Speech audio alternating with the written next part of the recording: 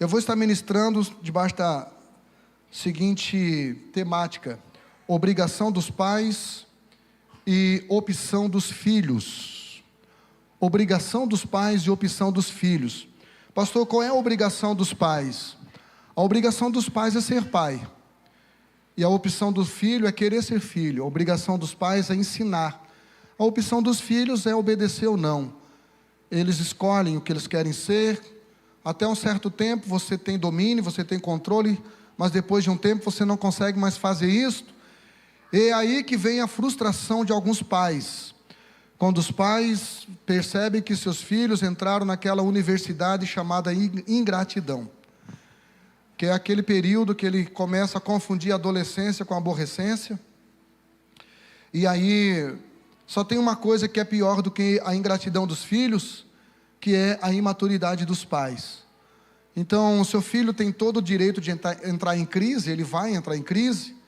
Não pense que ele, pastor, meu filho tem 10 anos, só quer ler a Bíblia. Calma, irmão, dá uma segurada, não te empolga, porque ele foi feito de um material igual a todas as crianças. Então se prepare, espere o melhor e se prepare para o pior.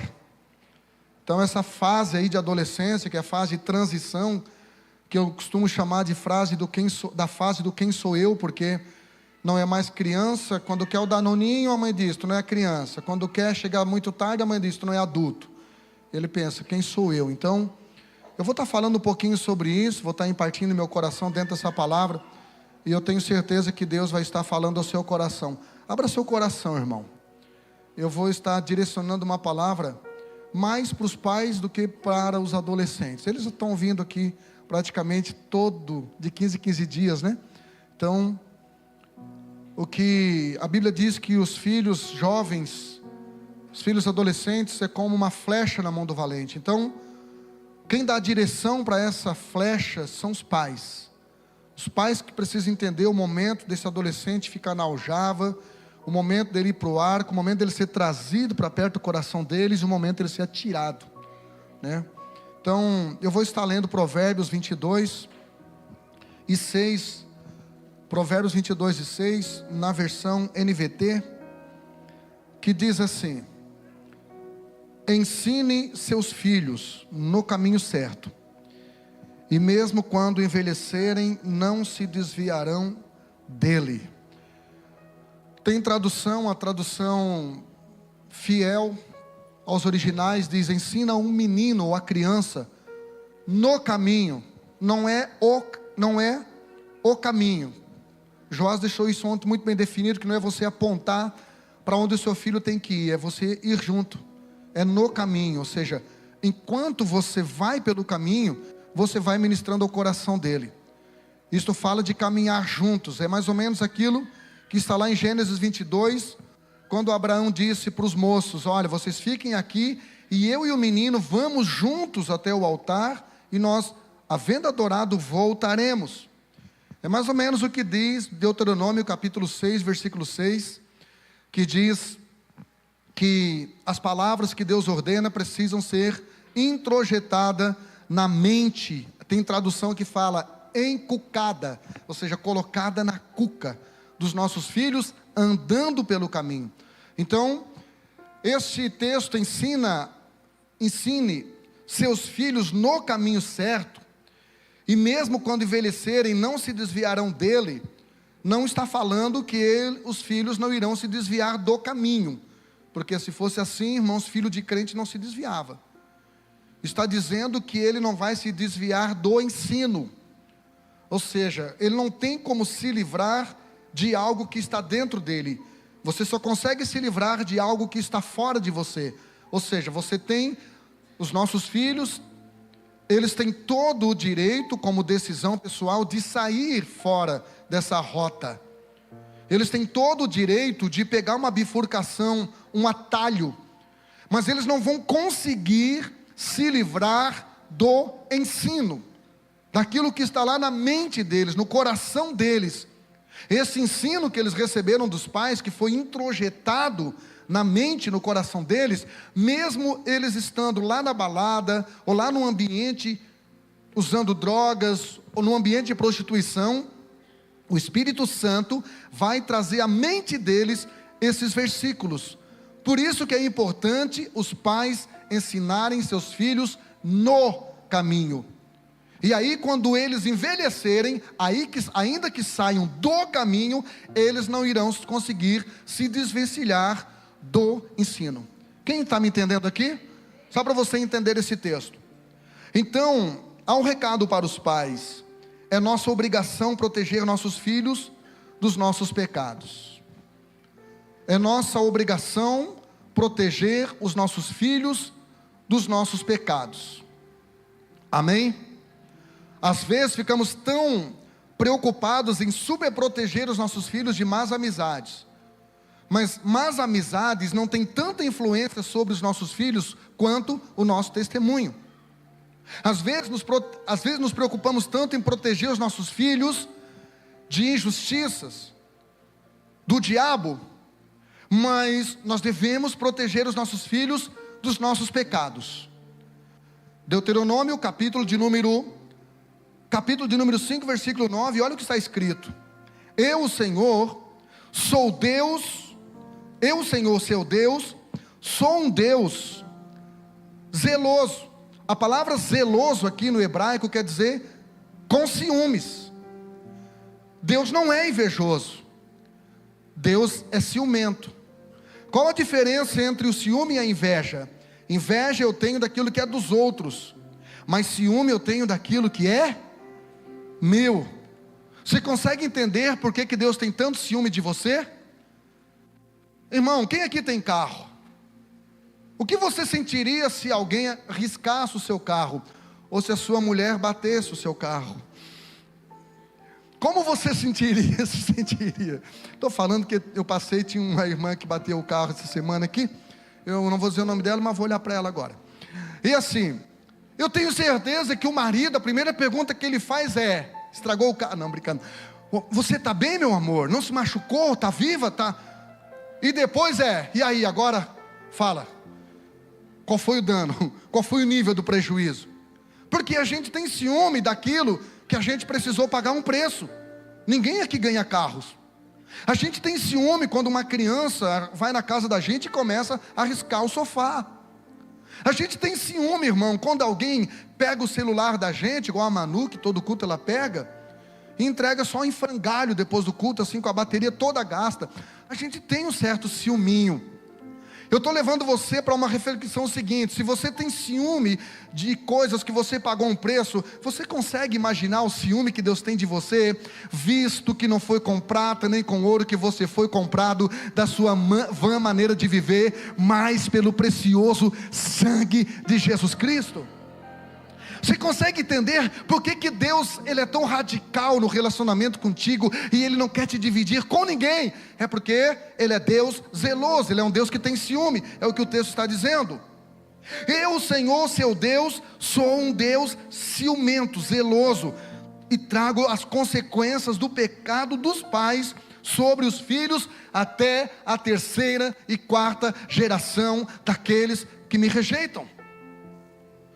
Querido, o que eu estou querendo que você entenda é que nenhum pecado dos pais é neutro.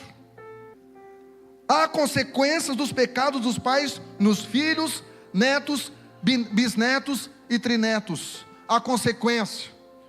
Pastor, o que você está querendo dizer com isso? Eu estou dizendo que a Bíblia aqui está falando de heranças geracionais malditas que nós deixamos para os nossos filhos. Deus está dizendo: eu sou um Deus zeloso, e eu libero sobre as gerações posteriores a consequência dos pecados dos pais. Agora vai uma palavrinha para os filhos. Filho, é sua opção romper com o pecado dos teus pais.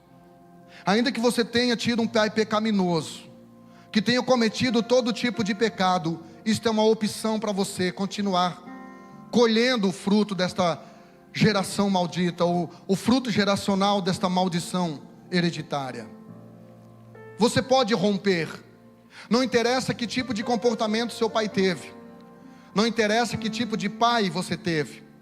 se você teve um pai viciado, se você teve um pai que sofreu com perversão sexual, se você teve um pai com problemas de inadimplência, você pode romper com isso.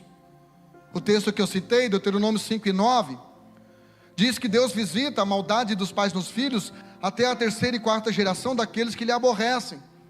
Então você pode romper com isso. Você pode estancar em você. Você pode estancar em você. Por isso que eu falei, os pais têm obrigação, mas você tem a opção. Você tem a opção de viver aquilo que a sua mãe viveu, de repetir o ciclo daquilo que o seu pai viveu, ou você tem a opção de ser cravado na cruz e de ter a sua história, a sua vida reconfigurada pelo poder de Deus. Aliás, não é nem reconfiguração, é você voltar ao princípio daquilo que Deus já havia projetado para você antes de você nascer. Quem está me entendendo aqui? Então Deuteronômio 24:16 diz: os pais não serão mortos por causa dos crimes dos filhos, nem os filhos por causa de crimes cometidos pelos pais. Uma pessoa será morta somente pelo castigo do crime, ou como castigo pelo crime que ela mesma cometeu. Ou seja,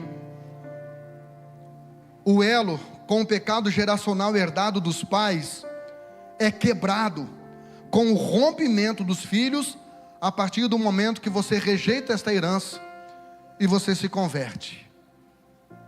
A partir do momento que você, e a pastora Bruna falou isso hoje de manhã, sobre o ABCD de Deus, né? Tem só o ABCD de Deus, que condiciona as nossas bênçãos, que condiciona o futuro de vocês, tem só 4 letras: O, B, D, C. O ABCD de Deus que condiciona a nossa vitória, que condiciona o nosso futuro, que condiciona as nossas conquistas, que condiciona o tipo de casamento que vocês terão, que condiciona o acesso à prosperidade que Deus projeta para vocês, está condicionado a isto: obediência. No momento em que você começa a obedecer a Deus, conforme diz Romanos 4:12, assim cada um de nós prestará conta de si mesmo a Deus. Então diga para alguém do lado aí: somente a obediência pessoal. Diga aí: somente a obediência pessoal e intencional quebra maldições. Não adianta você chamar um expert em quebra de maldição e ele fazer uma oração, um exorcismo, e você continuar desobedecendo a Deus. Eu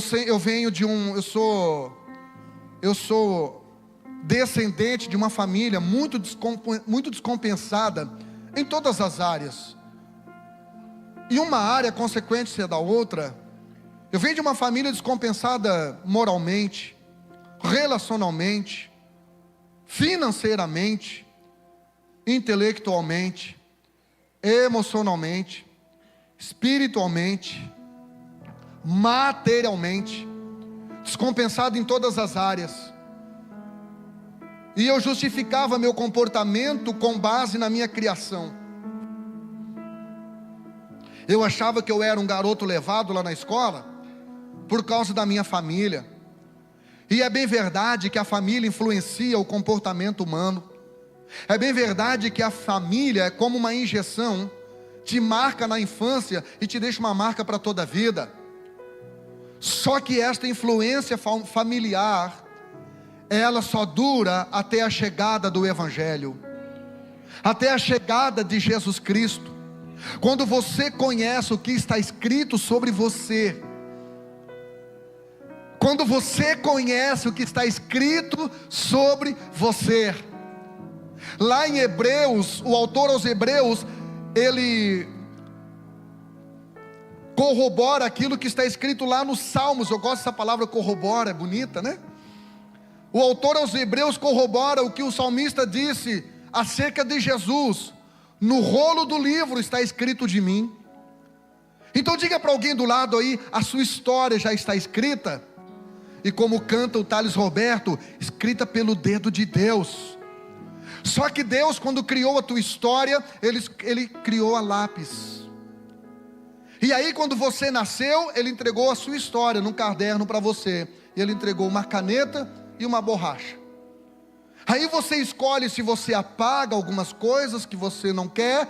Você escolhe se você apaga algumas etapas que você não quer passar, que você quer pular. Você escolhe se apaga alguns processos que você não quer se submeter. E aí você escreve do seu jeito. E do seu jeito é sempre mais fácil, mas traz o pior resultado. Do jeito de Deus é sempre mais difícil no começo, mas sempre traz o melhor resultado. Então deixa eu te dar um conselho, irmão. A Bíblia diz que quem escuta conselho vence a guerra. Alguém quer vencer suas guerras aqui? Deixa eu te dar um conselho então, queridão, queridona, queridinhos, menos a Miriam. Queridinhos, deixa eu dar um conselho para você. Pega esse caderno de Deus, pega essa caneta e começa a escrever exatamente em cima daquilo que Deus já escreveu sobre você, que é perfeito, mas exige renúncia, mas vai dar para você algo que a sua amiguinha da escola não tem, algo que aquelas pessoas que dizem que não creem em Deus não têm, porque a promessa de Deus é perfeita. Aleluia. Então eu quero estar falando sobre, como eu falei, parece que o Joás pegou o meu esboço ou eu peguei o dele, né? Eu quero estar falando sobre o pai do filho pródigo, porque geralmente prega-se sobre o filho pródigo, né? Que saiu, você já conhece a história, de cor salteada, pediu a sua herança antecipada, foi, gastou de forma libidinosa, se arrependeu, voltou, legal. O irmão dele, que devia celebrar a sua volta, se indignou, porque viu ele acessando coisas que o irmão não estava acessando, né? Mas eu não quero falar sobre os filhos pródigos. Pastor, por que os filhos pródigos? Porque os dois são pródigos. Os dois estavam em crise. Um estava com a crise do ter, porque não sabia administrar o que tinha, e o outro com a crise do ser, porque não sabia administrar quem era. Por isso que ele se sentia servo. Um em crise porque se desviou fora da casa do pai, e outro em crise porque estava desviado dentro da casa do pai, a ponto de não reconhecer o som festivo, a ponto de se incomodar com o som festivo. Eu quero estar falando sobre o pai do filho pródigo. Lucas, capítulo de número 15, versículos 11 e 12, diz assim: Jesus continuou: um homem tinha 2 filhos. O mais jovem disse ao pai: quero a minha parte da herança. E o pai dividiu seus bens entre os filhos. Primeira coisa que eu quero aplicar aqui: esse pai aqui para mim é um modelo, gente. Esse pai aqui para mim, ele é um modelo de paternidade. A nossa conferência tem como temática a paternidade, a filiação. É o que está escrito nas nossas camisetas, né? É o que está escrito aqui em inglês, né? Oi? Aqui é português? Eu jurava que era inglês. Atrás é inglês? O que está escrito? Vocês são sabidas, né? Eu não sou muito, irmão, eu no inglês não entendo, mas no português eu destroio. Gente, a conferência vem falando sobre paternidade, porque a orfandade é a mãe de todas as carências. A orfandade é a mãe de todas as escolhas erradas. A orfandade é a mãe de todas as comparações. Então, nesse texto aqui, no versículo de número 11 e 12, eu aprendo aqui 2 coisas. A primeira, coloca para mim, Joás, que os pais precisam respeitar as escolhas dos filhos, dependendo da idade deles, mesmo não concordando. Então, se o seu filho, irmão, ele tem menos de 15 anos, não é ele que escolhe, é você. Alguém me perguntou: pastor, é verdade que você obrigava seus filhos a ir para a igreja? Eu digo: todos três. Mas você não ficou com medo que ele se revoltasse? Eu digo: não fiquei com medo, não. Todos três se revoltaram. 2 saíram da igreja e uma não saiu com dó de mim, mas estava doida para ir também. Deus botou um marido na vida dela, e ela era muito esperta, né? Essa que não saiu da igreja, que eu não vou dizer quem é uma que toca teclado ali. X9, para com isso, coisa feia. Um dia ela chegou em casa, escrito assim, ó, D, E e F, da escola, adolescente. Eu disse: que sigla é essa aí, minha filha?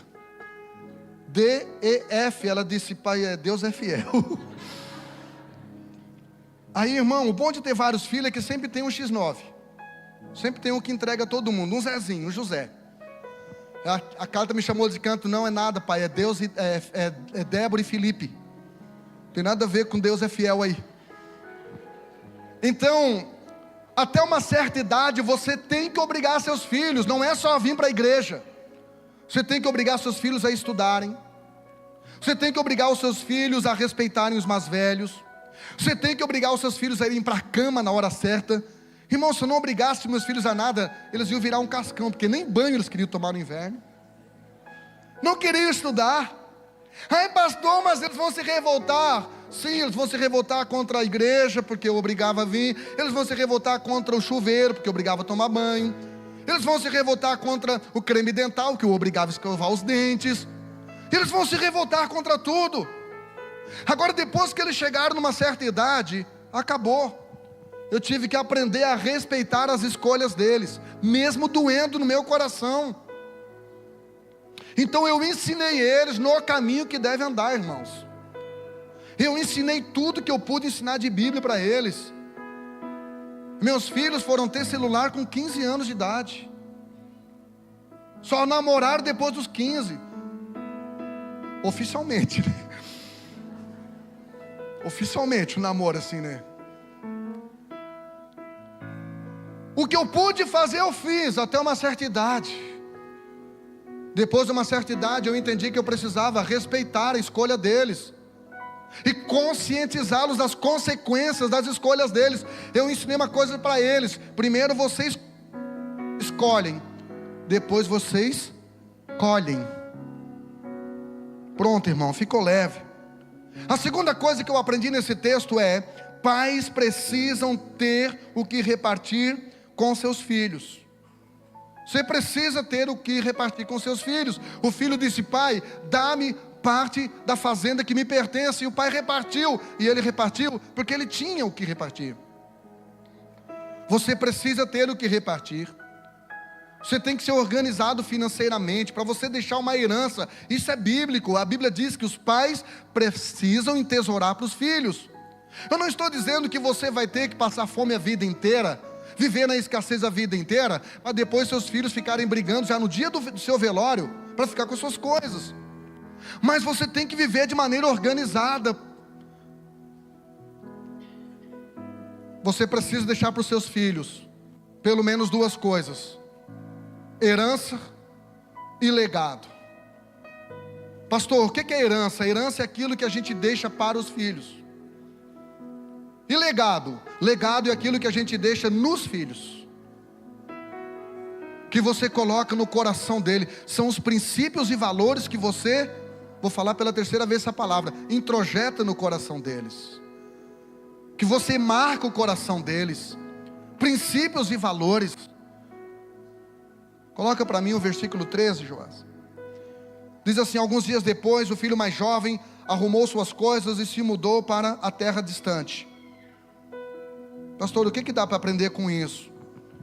Dá para aprender que os pais precisam respeitar o distanciamento momentâneo dos filhos, sem mendigar o amor deles.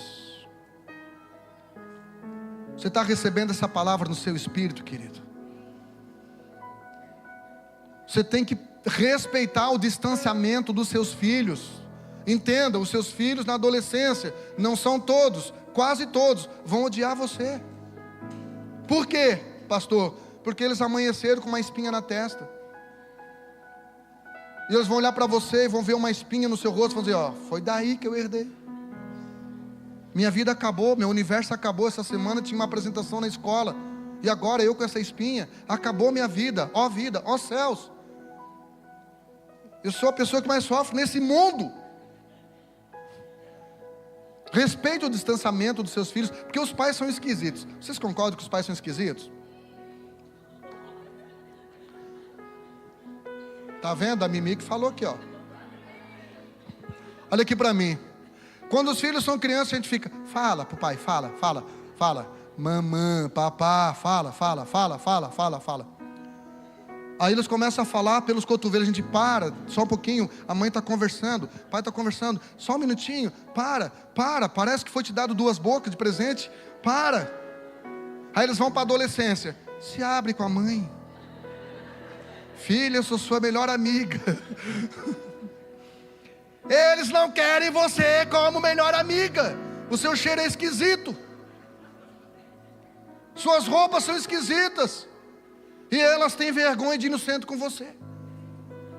Elas têm vergonha de ir no centro com você. Pronto, falei. Olha aqui para mim.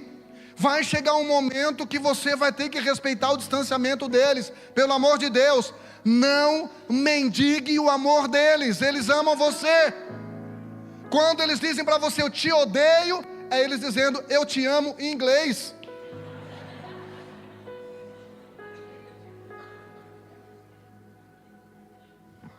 Amém? Não mendigue o amor dos seus filhos. Diga para eles, não estou nem aí. Quer me amar, me ame. Não sou sua amiguinha. Eu sou sua mãe. Me respeita. Você não pode bater depois de uma idade, mas ameaça, irmão.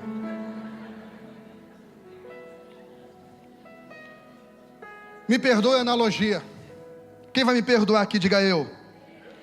Me perdoa a analogia, mas os filhos ingratos são igual a animais selvagens. Eles sentem o cheiro do medo e atacam. Então não demonstre medo para os seus filhos. Não demonstre que você tem medo. Ah, vou me matar. Quer a corda? Qual é o estilo? Quer o estilo? Quer que o pai leve lá na ponte? O que você quer? Quer uma arma ou peça emprestado? Não demonstre medo para os seus filhos. Ah, eu vou te abandonar. Quer que eu arrume a roupa? Eles só vão até na esquina, até sentir o cheiro do pão na padaria, eles vão voltar. Amém. Quem está comigo aqui, diga eu. Versículo 14, Joas. Quando o seu dinheiro acabou, uma grande fome se espalhou pela terra, e ele começou a passar necessidade. Então os pais precisam parar de super proteger os filhos da escola do caráter e da humildade de Deus. Olha aqui para mim, Deus tem uma escola. Deus quer matricular os seus filhos nessa escola do caráter e da humildade. Deixe eles passar fome. Ah, não quer frango de novo? Não quero, problema seu. É frango. Comprei galinha dura 5 dias aqui em casa comendo. Só vamos liberar o café da manhã. Essa é galinha dura, polenta, coisa que dá sustância. Então, pai, pelo amor de Deus, pare de super proteger os seus filhos do processo de Deus. Tem irmãs aqui na igreja que, se fossem mãe de Jesus, ia fazer campanha de oração lá no grupo das mulheres. Irmãs, vamos orar. Fiquei sabendo que o meu filho vai morrer tão novo, 33 anos, menino bom, vai fazer uma falta, meu filho. Não superproteja seus filhos, deixa eles passar perrengue. Esse homem, esse menino aqui reclamava da comida. Se você estiver perto do seu filho, diga assim, ó, reclamou da comida no almoço, vai comer lavagem no chiqueiro à noite. É o processo de Deus. Eu queria dar uns testemunhos aqui da minha família, mas vai ficar muito pessoal, está gravando, acho que estão assistindo em casa. Pai ama vocês, tá? Então, qual foi o processo que Deus submeteu esse jovem? Foi trabalhar no chiqueiro. Posso dar só um testemunhozinho? Natan, se estiver assistindo, perdoa o pai. Dá um testemunhozinho de meu filho. Eu era cabeleireiro. E todo pai quer o quê? Que o filho siga o legado. Aí queria que o Natan fosse cabeleireiro. Eu não vou querer estar alisando macho. Eu não vou querer estar pegando o rostinho de um, passando creminho no homem. Eu não vou querer assim. Foi trabalhar. Carregar mesa de sinuca, irmãos, é pesado. Neguinho chegava, nem tomava banho, direto para a cama, tão cansado. Até caiu uma mesa de sinuca em cima do dedão, acabou. Mudou de profissão. Aí ele pegou outro serviço, trabalhar com gesso. Eu até gostei, porque ele ficou branco. Chegava em casa branquinho, só o olhinho preto. Branquinho, bonitinho, parecia o Gasparzinho. O cabelinho batia assim em cima, tinha mais fumaça que o Reinaldo quando fica aquela fumacinha aqui. Sabe o que aconteceu, irmão? Aí ele pegou outro emprego, de servente de pedreiro. Botaram o neguinho a fazer um valo no asfalto com uma picareta. E eu, yes! E eu lá só alisando o macho no ar-condicionado, cortando o cabelinho. A coisa mais pesada que eu pegava era a maquininha. 15 minutos, dinheiro no bolso. Até que ele se rendeu. Virou cabeleireiro, foi alisar macho. Ganhar dinheiro, trabalhar limpinho, no ar-condicionado. Mas eu deixei Deus trabalhar na vida dele.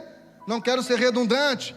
Não super proteja teus filhos do processo.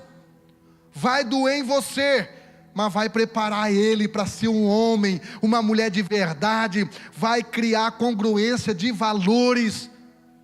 Vai ensinar ele a ter humildade.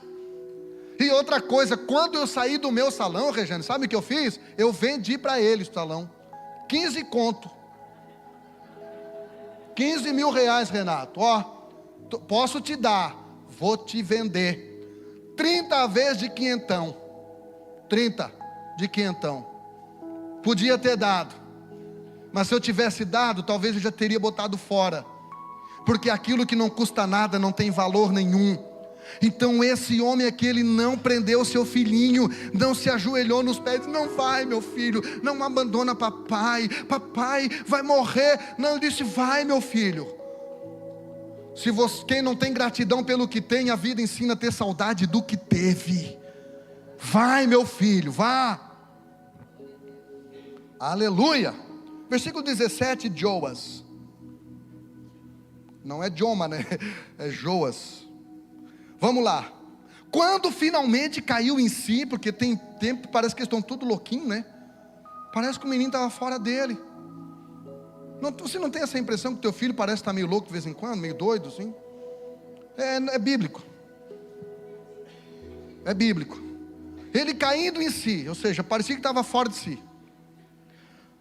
Quando finalmente caiu em si, disse, até os empregados de meu pai têm comida de sobra, e eu estou aqui morrendo de fome. Pastor, o que a gente aprende com isso? Os pais precisam usar aquilo que seus filhos desprezam para abençoar os filhos dos outros. Ou seja, o pai diz, você não quer minha comida? Beleza, vou dar para os empregados. Faça um teste com o seu filho.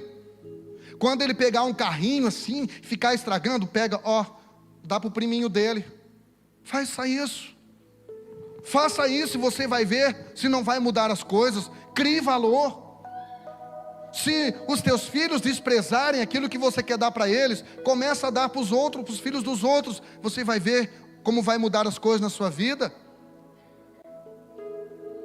Amém ou não amém? Segunda coisa, os pais precisam desenvolver gatilhos de boas memórias na mente dos seus filhos. Qual era a boa memória que esse jovem tinha na sua mente? Que tinha comida abundante na sua casa, que não tinha escassez. Pais, transforme a sua casa numa extensão da igreja.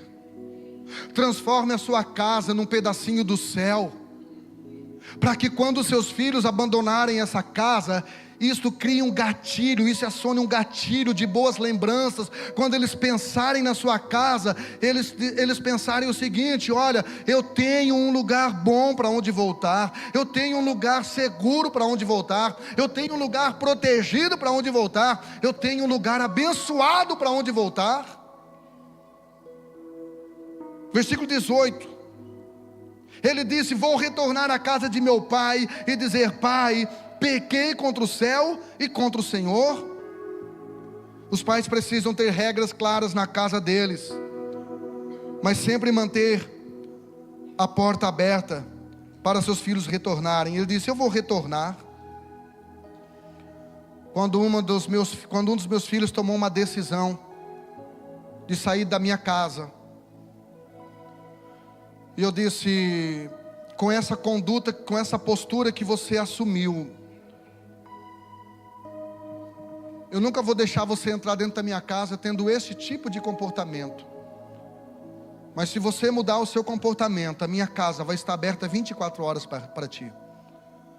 E eu vou estar disponível 24 horas para ti, é só me ligar. Minha casa, minha regra. Ai pastor, não é assim, lá em casa eu falo para casa do meu filho, é dele. Não, não é dele não, é sua, irmão. Jesus, ele se revoltou e disse assim: ei, não façam da casa do meu pai, a casa aqui é dele, não é sua. Irmãos, essa casa aqui é de Deus, não é nossa. E a sua casa, pai, não é dos seus filhos. Você não determina o comportamento deles da porta para fora, mas você vai protegê-los da porta para dentro.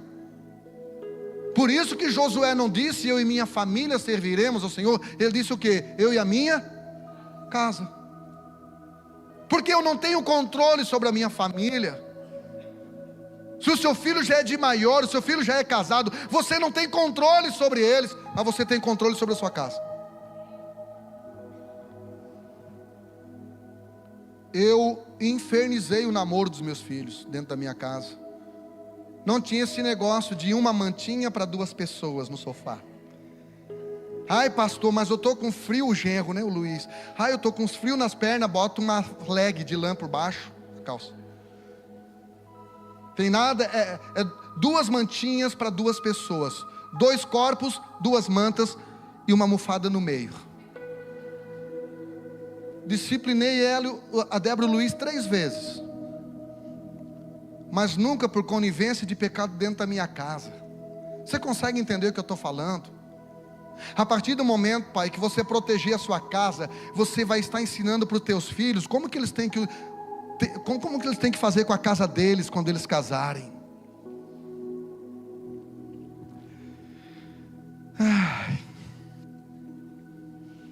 Segunda coisa que eu aprendo aqui: os pais precisam definir o conceito bíblico de pecado para os filhos, para que eles não desenvolvam uma espiritualidade híbrida.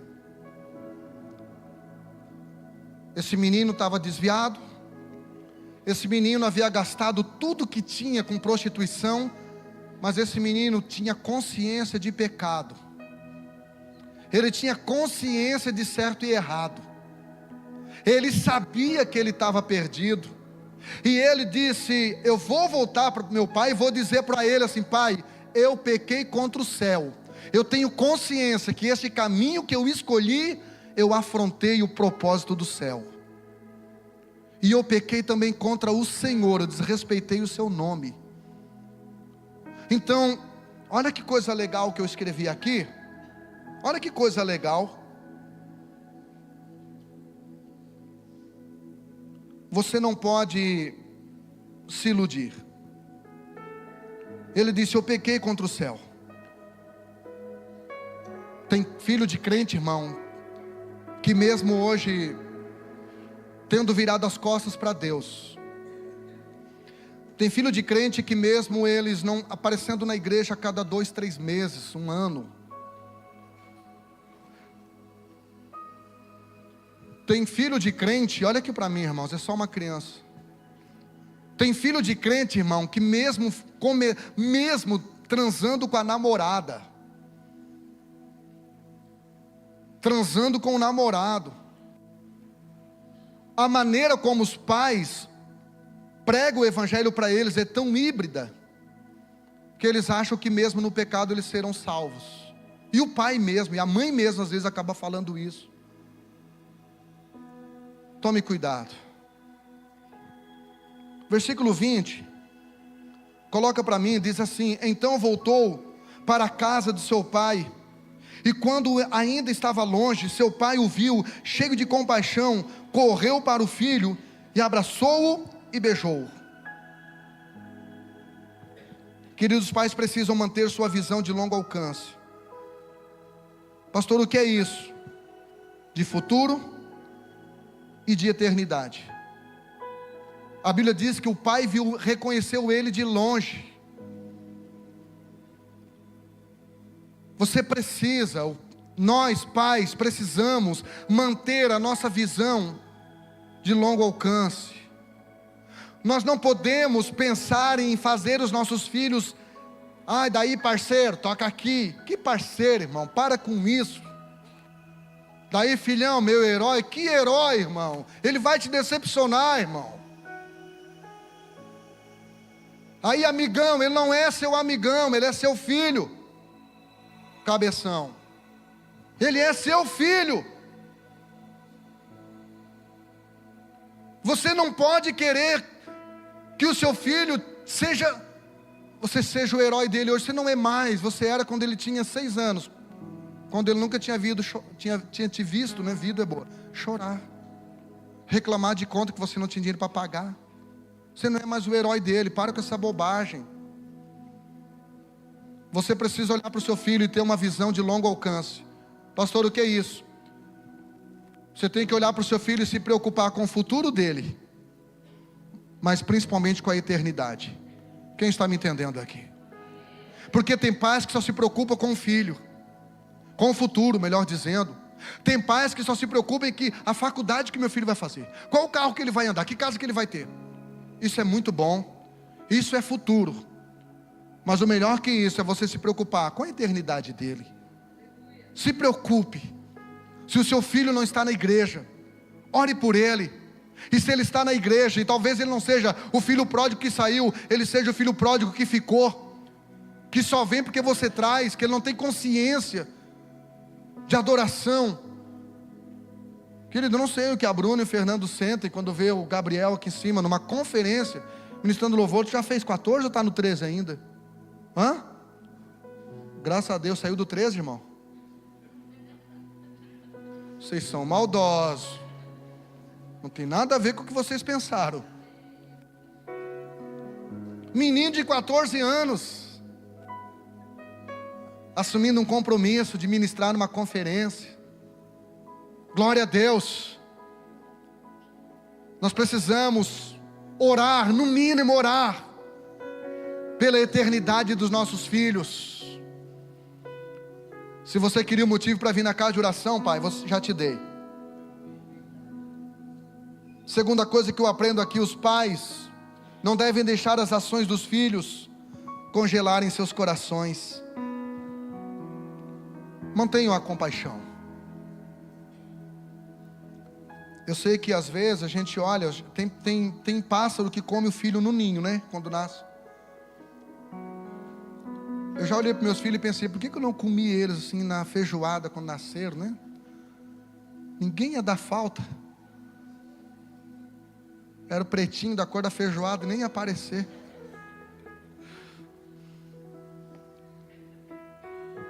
Independente do comportamento que os seus filhos estejam tendo, esse pai, a Bíblia diz que ele correu, aliás, que ele estava cheio de compaixão.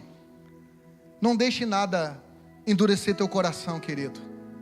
Essa fase do seu filho vai passar, irmão. Tudo passa, até uva passa. Tudo passa. Vai passar. Mandislaine, confia em Deus, querido. Toda fase passa. É que quando sai do nosso controle a gente pira, né? Deus é expert em tirar do nosso controle, né, irmãos? Teve momentos que eu e a Márcia, a gente pegou o carro e disse: e aí? Qual é o deserto qual é o lugar deserto que a gente vai poder ir para berrar? E brigar com Deus e reclamar? Meus filhos, né? A gente ia lá para a beira da praia e dizia para Deus: se tu é macho, desce aqui embaixo agora. Terceira coisa que eu aprendo aqui: os pais não devem perder a oportunidade de demonstrar seus sentimentos dentro da sua linguagem de amor, sejam por palavras, toques ou presentes. A Bíblia diz que o pai correu para o filho, abraçou e beijou. Deixa eu falar para vocês aqui, os pais de vocês têm a linguagem de amor deles. Ai, meu pai nunca me disse que me amava.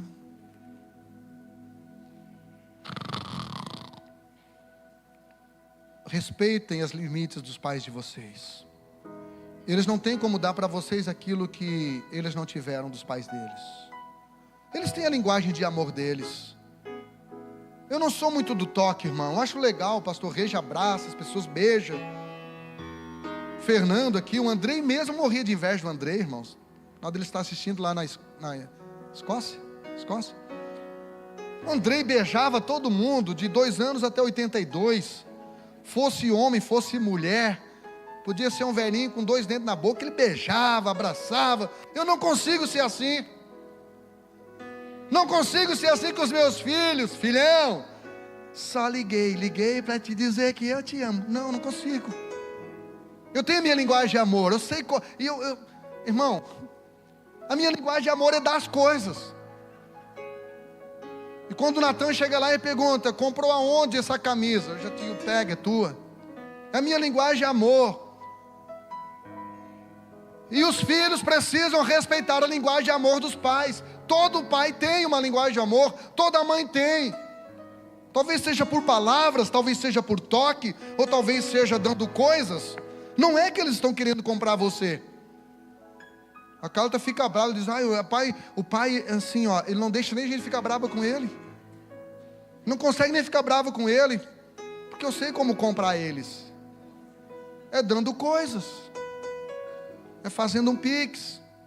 Não precisa ser muito, mas um pouquinho. Versículo 22. O pai, no entanto, disse aos servos: depressa, tragam a melhor roupa da casa e vistam nele, coloquem-lhe um anel no dedo e sandálias nos pés. Então os pais precisam entregar o melhor para seus filhos, descobrindo os valores para eles, sejam palavras de afirmação e validação, tempo de qualidade ou presentes. Descubra qual é o valor para eles, pai. Amém? Quantos pais eu tenho aqui? Descubra o que é valor para ele. Vocês lembram aquele testemunho que eu cheguei para meu pai e disse: pai, olha o que eu aprendi a fazer. Que está travando por causa do carpê, mas eu desosso aqui, ó. Parece que tem patins no pé. E meu pai olhou para mim e disse: faz de novo. E daí eu já meti o ombro aqui. Ele olhou para mim e disse: é essa a minha tristeza. Os filhos dos outros vão para frente, os meus só vão para trás. E hoje, quando eu conto isso, sempre acontece isso, porque é bom rir do mal dos outros, não é? Mas fale isso para um menino de 11 anos, sonhando em ser o Michael Jackson. Fale. Para você ver o bloqueio, o trauma que isso vai causar. Então, você precisa saber o que é valor para sua família, o que é valor para os seus filhos. Versículo 23 e 24. Faremos um banquete, celebraremos. E começaram a festejar. Os pais precisam celebrar cada momento de conquista com seus filhos, como se fosse o único e o último. Se você está do lado de alguém que você desconfia que seja pai, para não errar, levanta a mão quem é pai ou mãe. Diga para essa pessoa que levantou a mão aí, ó: para de ser chato.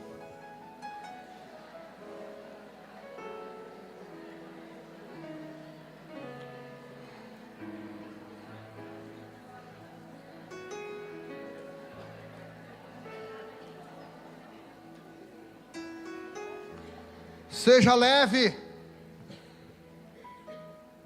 Eu comprei um apartamento top, irmão, meu sonho. Aí a filha da minha sogra não quis ir morar no apartamento. Não, vamos continuar aqui na rua da favela, na casa de madeira mista, que eu gosto. E eu pensei, essa mulher, acho que ela está com o capiroto. Como assim? Apartamentinho top que eu logrei o Luciano. Peguei um dele e entreguei um outro ruim lá. Mas depois eu descobri por que ela não quer ir para o apartamento. Lucas, não tem nada a ver com a casa, nem com o apartamento. Tem a ver com o Calebinho. Tem a ver com o Cainho. Tem a ver com a Aurorinha. Que todo dia às 6 horas eles vêm da escolinha, irmão, virados no giraia. E eles parecem que eles não ficam o dia todo sem comer naquela escola. Eles parecem o tsunami na minha casa. Irmãos, eles deixam a geladeira igual a Gênesis, sem forma e vazia. E se eu estiver preparando mensagem, eu tenho que trancar a porta. Vou. E o Caio ainda é atrevido. Vovô Macaco. Não sei quem que ensinou. Vamos, vovô, abre aí, vovô Macaco. Eu digo, eu vou te processar. E é maravilhoso, irmão. E daqui a pouco eles vão dormir e acordar com 15 anos. E eles não vão mais querer ir na nossa casa. Porque a nossa casa vai ter cheiro ruim. Vai ter cheiro de naftalina. Eles vão chegar lá, a chapa vai estar no copo. Eles vão dizer, ai que nojo, vô, não vem mais aqui não. Eles vão achar ruim o cheiro da tinta de cabelo da Márcia. E eles não vão mais querer ir lá, irmãos. Então eu vou aproveitar agora, irmão. Aproveite os seus filhos agora. Porque um dia eles vão achar um cabeludo, um gelzinho no cabelo, tupetinho, e vão dizer, mamãe, papá, hasta la vista, baby. Então aproveite esse negócio, aproveite esse momento, celebre os seus filhos em casa, curta com eles. Deixe a sua casa bagunçada, mas deixe a mente deles construída com valores familiares, com valores espirituais. Será que você pode aplaudir o nome de Jesus nessa noite? Oh, aleluia! Glória a Deus!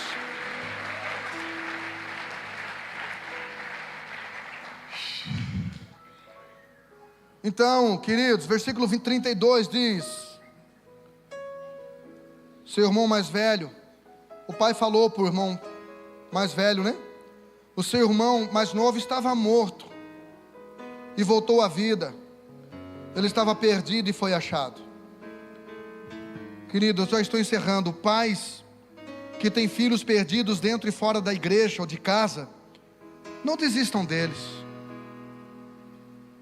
E não fique chantageando. Você tem que ir para a igreja. Ai, se você vai para o inferno. Ele já sabe, irmão. Ele já sabe que eles vão para o inferno. Você não precisa ficar lembrando eles.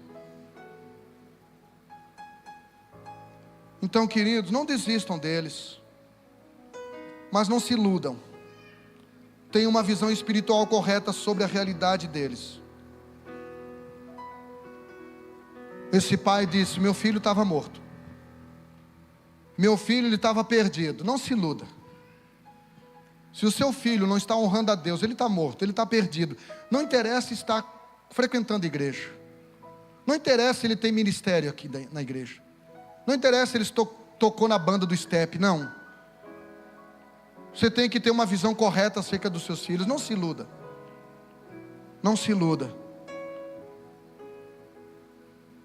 Esteja preparado.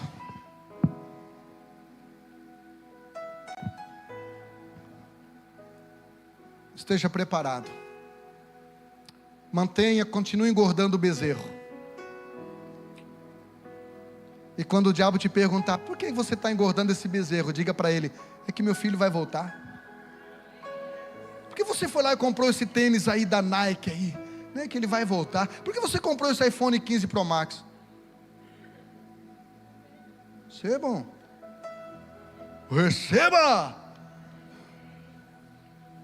É porque o meu filho vai voltar. Por que você aí? Meu filho vai voltar. Eu quero encerrar contando algo que eu ouvi há muito tempo, mais ou menos assim.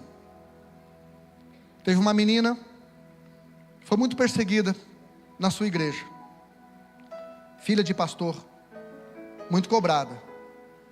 E um dia ela errou feio, e aí ela precisou ir para a disciplina, e ela resolveu sair da igreja e sair de casa e foi para uma outra cidade. E não avisou onde foi morar. Ela ficou com muita revolta, muito revoltada com a igreja. E um pouco com seu pai também, pastor. E o pai tinha uma dor muito grande, continuou pastoreando, continuou servindo a igreja, mas ele trazia esta lacuna, este vazio, esta coisa mal resolvida. E depois de tanto tempo, o pai foi para uma cidade. E lá ele disse para Deus: eu desisto. Não vou mais ser pastor. Eu vou sentar o pé na jaca hoje. E aquele homem foi e procurou uma casa de striptease, casa de prostituição. Chegou lá, ele perguntou para o porteiro: qual é a moça mais cara que tem aqui? Se é para pecar, eu vou pecar com gosto.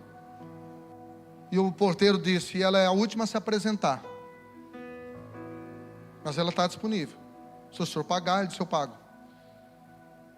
E ele ficou ali sentado no meio da multidão. De repente veio o número dessa stripper, com uma máscara, algumas roupas, corpo lindo. Foi tirando.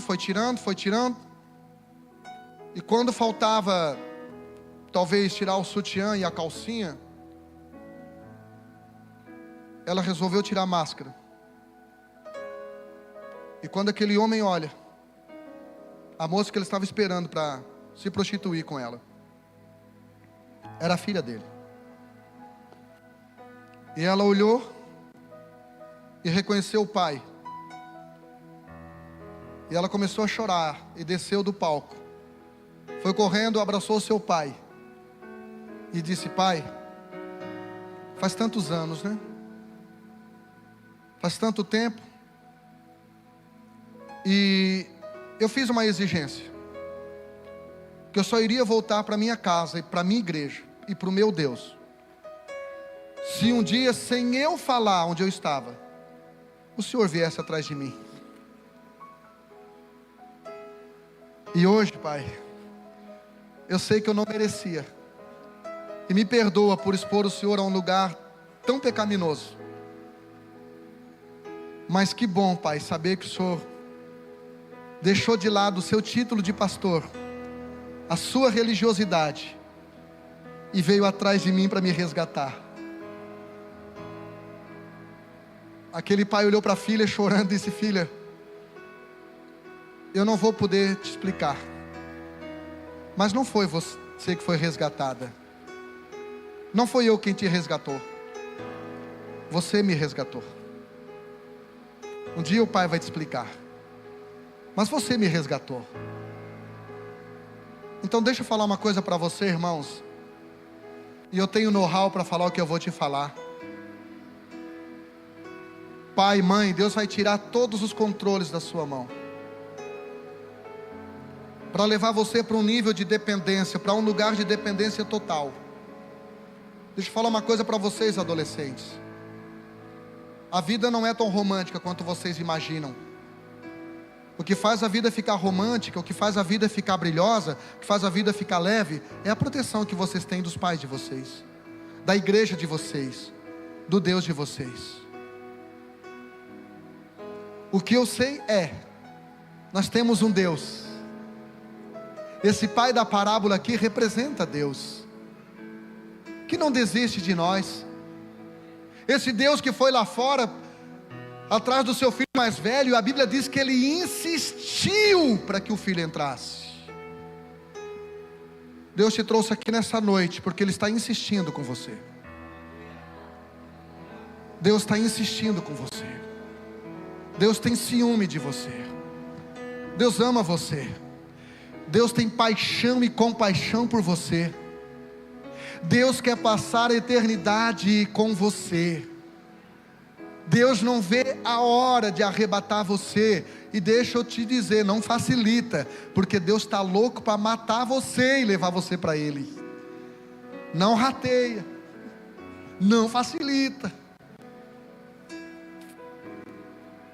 Mas Deus usa todos os meios para dizer de uma maneira, na sua linguagem de amor: eu amo você, eu não desisti de você. Não meça o seu nível de felicidade pelas circunstâncias. Deus olha para você e diz: eu adoro ver você desesperado porque você perdeu o controle. Tudo que eu passei com os meus filhos foi uma faculdade que não tem diploma, foi uma faculdade que não tem formatura, e esta faculdade chama-se paternidade. Nunca vou me formar. Uma coisa eu fiz: tudo aquilo que os meus filhos biológicos rejeitaram, eu despejei sobre vocês. Tudo aquilo que os meus filhos biológicos rejeitaram por um tempo, não era maldade, eu derramei sobre vocês. Fiquem em pé, por favor. Gabriel, me salva. Canta alguma coisa legal aqui. Canta aquela que você cantou de manhã: eu não sou mais escravo do Grêmio. Apaga as luzes para mim, fecha seus olhinhos. Coloque a mãozinha no seu peitinho aí. Faça uma carinha de gatinho do Shrek para Jesus assim.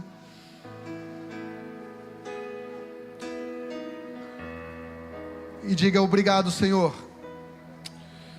Diga: Senhor, eu não sei quem eu sou dessa história, a stripper que foi resgatada, ou eu não sei se eu fui o pai que foi resgatado pela filha stripper. Eu não sei quem eu sou nessa história.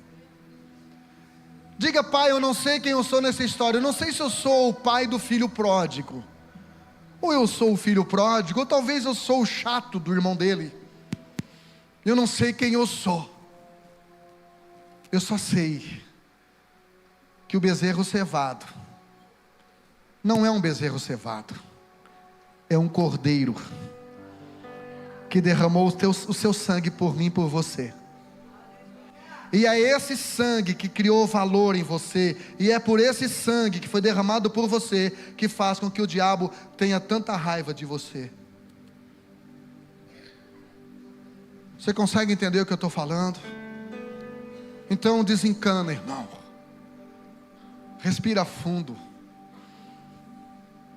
Você perdeu o controle? Bem-vindo ao time. Quer qual? Quer a camisa 10 no meu time? O time dos sem controles? Bem-vindo ao time. Quer ser o artilheiro no meu time? Só não pare de acreditar em Deus. Não pare de acreditar no amor de Deus. Fecha seus olhinhos, fecha.